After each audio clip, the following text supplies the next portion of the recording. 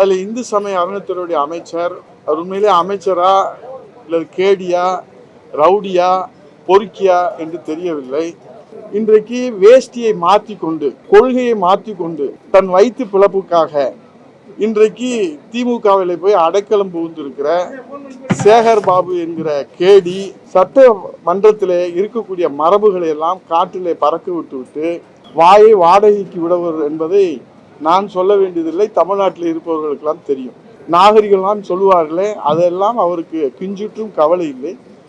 ஏனென்றால் அவருடைய பிறப்பும் வளர்ப்பும் அப்படி இருக்குதோ என்கிற ஒரு சந்தேகம் எழுகிறது. ஆனால் இப்படி ஒரு கேடியை பேடியை வைத்துக் கொண்டு அவர்கள் நடத்துகிறார்கள் என்று சொன்னால் திமுகவிடத்திலே சட்டசபையுடைய மரபை எதிர்பார்க்க முடியாது. அவை வேஷ்டியை மாற்றி கொண்டு விட்டு எதை வேண்டுமானாலும் பேசலாம் என்று சொன்னால், நாங்கள் பேசினால் அவர்கள் வேஷ்டியை கலட்டி கொண்டு ஓட வேண்டிய நிலைமைதான் வரும். வரம்பு மீறிய சட்டத்துக்கு மீறிய அநாகரிகமான அந்த பேச்சை கண்டித்து நாங்கள் வெளிநடப்பு செய்வோம்.